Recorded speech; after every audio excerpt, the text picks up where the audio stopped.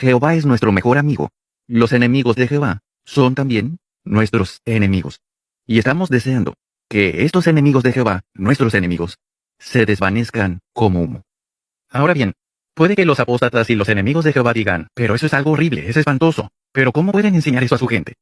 Bueno, no es que nos alegre que alguien se muera, pero cuando se trata de los enemigos de Dios, pues nos alegra que ya no estén, especialmente los apóstatas, que en su día dedicaron su vida a Jehová y después se pusieron de parte de Satanás el diablo, el mayor apóstata de todos los tiempos. No queremos tener ninguna amistad, ni en persona, ni por las redes sociales, con los enemigos de Jehová. No somos amigos del mundo, somos amigos de Jehová. Esto es lo que Jehová promete. Así será con los enemigos de Jehová. ¡Ay, mi madre!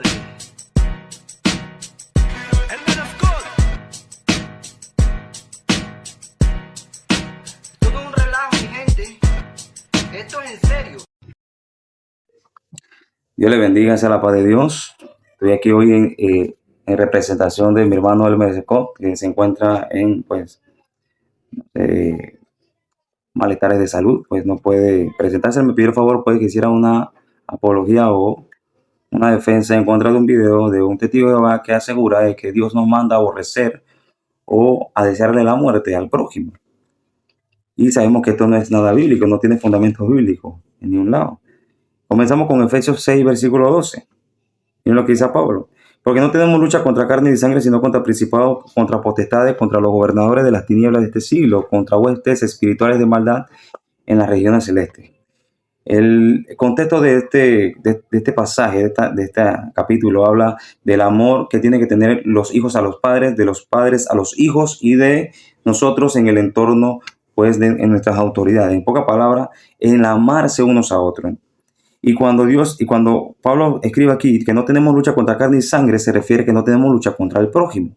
Nuestra guerra no es contra el prójimo, ¿sí? Eso es lo importante que hay que saber. Entonces sabemos también que el que habita, el que anda según la carne, no agrada a Dios, pero habla de nuestra carne. Nuestra lucha es con nuestra carne, ¿sí? No con la carne del prójimo. Él nos manda a amar al prójimo. Esto es importante. Efesios 4, versículo 32 dice: antes sed benignos unos con otros, misericordiosos, perdonándonos unos a otros, como Dios también nos perdonó a nosotros. Miren lo que dice aquí: sed benigno. La palabra benigno aquí es agradablemente bueno, es tiernamente compasivo. Y la palabra compasivo es ponerte en el lugar de la otra persona. Así como a ti te perdonó Dios y no fuiste condenado, pues haz lo mismo con la otra persona, aunque no se lo merezca, porque nosotros no nos merecíamos el perdón de Dios, mas sin embargo nos perdonó. Y dice, perdonando unos a otros. La palabra aquí perdón es charizomai. Y esto es bondad inmerecible. Lo que tú no te merecías, también hácelo a otro. O sea que no hay que ganarse tu perdón. No hay quien te gane su perdón. No hay quien se pueda ganar tu buen trato. No hay quien te impida mostrar el rostro de Dios a las otras personas. No hay quien te lo impida. No hay quien te lo impida. Nadie nos separa del amor de Dios. A nadie nos separa de la conducta divina hacia los demás, aunque por más malo que sean, uno siempre muestra el rostro de Dios. Gálatas 6:10, mire lo que dice Gálatas 6:10, dice: así que según tengamos oportunidad, hagamos bien a todos, y mayormente a los de la familia de la fe. Esta palabra todos es la palabra paz, que significa cualquiera o el todo, como un todo, o sea, cualquiera, sin clasificación de personas. Dios no tiene barreras, ¿no? Y el aborrecer nos hace a nosotros homicidas. Y dice la palabra que los homicidas no entran al reino de los cielos. Entonces, ¿cómo Dios nos va a mandar a ser homicidas con los demás? No podemos ser homicidas. Esto no es el carácter de Dios, ¿no? Dice todo. Y mira la distinción que hace. Dice todos y mayormente con la familia de la fe. O sea, aquí está hablando de todas las personas, de todo el prójimo. Mateo 22. Capítulo 22 de Mateo. Mira lo que dice. 22:37 dice: amarás al Señor tu Dios con todo tu corazón y con toda tu mente y con toda tu alma. Este es el primer mandamiento, grande y mandamiento. Y el segundo es semejante: amarás a tu prójimo como a ti mismo. Esto de amar a tu prójimo como a ti mismo es lo que define la justicia. ¿Qué es la justicia? Pues antes de llegar al maestro, a los pies del maestro, nosotros éramos homicidas, éramos idólatras, y el Señor no nos desapareció. Dios no nos desapareció, que merecíamos la muerte. Dios no nos dio muerte, sino que dio la oportunidad de esperarnos y de hacernos nacer de nuevo. Entonces, ¿cuál es la justicia? Hacer lo que te hicieron a ti. Por eso dice, ama a tu prójimo como a ti mismo, porque esto es justicia. La justicia es, tu justicia es, si Dios te perdonó, lo justo es que tú hagas también a los demás. Esto es justicia, hacer lo que Dios te hizo a ti. Si no te lo merecías, tú no puedes condicionar a quién se merece la otra persona, porque esto no es bíblico. ¿Ves? Porque ¿quién eres tú para aborrecer? ¿No eso es tu injusticia? Si a ti te amaron sin merecerlo, ¿quién tienes que ganarse tu amor? Nadie tiene que ganarse tu amor. Miren lo que dice Mateo, versículo 7, capítulo 7, versículo 12, perdón, dice, así que todas las cosas que queráis que os hombres hagan a vosotros, así también haced vosotros con ellos. Porque esto es la ley y los profetas. Entonces algunos dicen y argumentan que el Dios del Antiguo Testamento no es el mismo del Nuevo Testamento, y eso es totalmente equivocado. Dios no cambia, ¿no? De que hayan habido muertes, homicidio, idolatría, tiene que ver con el pecado del hombre, pero no estaba en el corazón de Dios. Esto no está en el corazón de Dios, pues Jesucristo lo está diciendo. El amar al prójimo es la ley y los profetas. Este es el principio de todo. Este es el fundamento de toda la palabra, es el amor. La ley y los profetas es justicia. El pecado reinó porque no había quien nos enseñara la ley dentro en el corazón. Y el único que lo cumplió y la vivió fue Jesucristo. Por eso él dice, ámalo como yo os he amado. El nuevo mandamiento es que veamos a Jesús. Porque amar al prójimo es desde el principio, desde la antigüedad. Y lo nuevo era ver a Jesús. ¿Cómo amaba a Jesús? Eso es lo nuevo. O sea que Él es el mismo desde el principio. Él no cambia. Dios es amor desde el principio. Dios no se goza con la muerte de los demás. Él no se goza con eso. Miren lo que dice Primera de Juan, capítulo 3, versículo 11. Dice, porque este es el mensaje que habéis oído desde el principio, que nos amemos unos a otros. La palabra aquí, principio, es comenzar. Esto significa en orden de tiempo, en pocas palabras. ¿Desde qué principio? Desde el principio de la creación. Esto ha venido trayendo Dios, que nos amemos unos a otros, pero el pecado nos lleva a aborrecernos uno con otro, y entonces Él tiene que tratar con eso, y por eso que aparenta ser un Dios distinto, pero es el mismo Dios. Dios no cambia, Dios no te manda a pecar. Gálatas 6, 12. Y lo que dice Gálatas 6, 12. Vamos a buscar aquí.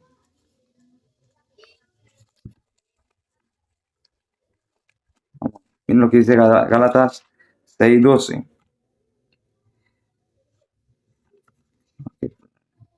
Perdón, 6, 2 dice, solo llevad los unos las cargas de los otros y cumplid así la ley de Cristo. ¿Cuál es la ley de Cristo? Amándose unos a otros. Gálatas 5, 14 dice así,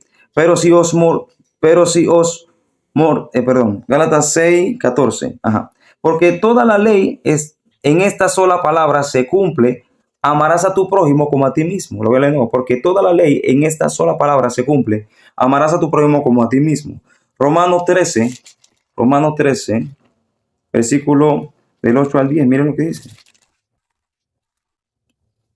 Miren lo que dice.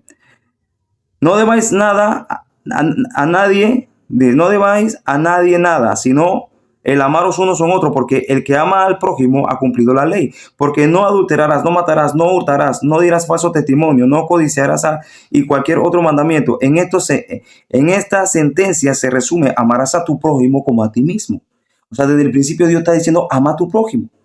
Mira lo que dice el versículo, dice, el amor no hace mal al prójimo, así que el cumplimiento de la ley es el amor. Dios es amor. Isaías 1:17. Isaías 1:17 dice lo siguiente, dice, aprended a hacer el bien, buscad el juicio, o sea, buscad el juicio, dar entendimiento con la escritura. Restituid al agraviado, haced justicia al huérfano, amad a la viuda. Siempre ha hablado del amor. Ahora quiero y Hebreos 13. Mira lo que dice Hebreos capítulo 13.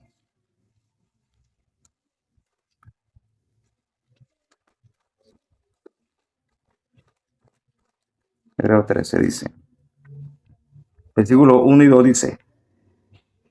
dice, no os olvidéis la hospitalidad, porque por ellas algunos sin saberlo hospedaron ángeles.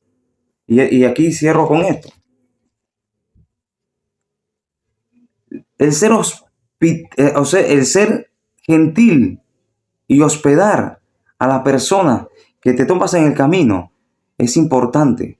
Dios en la antigüedad nunca se gozó con la muerte ni de los egipcios, porque Él no menciona, mira, esta es la ley que te mando para que te acuerdes de la muerte. Dice, no, Él no manda eso porque Dios no se goza con la muerte de su creación. No se goza con la muerte de lo que Él creó. Él no se goza de eso.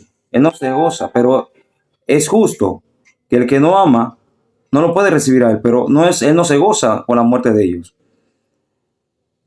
Y en el pensamiento antiguo se habla mucho de la mujer de Lot. ¿Por qué murió la mujer de Lot? ¿Por qué la mujer de Lot se convirtió en sal? La tradición cuenta de que ella fue una mujer que no era no era gentil con la persona, tenía ese espíritu de hospitalización, no tenía ese espíritu de acoger al prójimo, sino que se burlaba del prójimo, aborrecía al prójimo, no tenía afecto con el prójimo. Y cuando Dios destruye Sodoma y Gomorra, ¿cuál fue el pecado de esta mujer? Nada más mirar, eso no está entre los pecados. Pero cuenta la historia antigua de que ella no miró con agrado al prójimo, sino que lo miró con el deseo, se gozó de la muerte de todos los que estaban en Sodoma y Gomorra. Y a Dios no le agrada esto. Aunque el prójimo se merezca el castigo, Dios no se agrada de que tú te deleites en el castigo de los demás. Y por eso Dios no perdonó a la mujer de Lot, porque ella vio con agrado cuando estas personas morían. No puedes agradarte del sufrimiento de los demás, porque esto no es de Dios. Dios le guarde.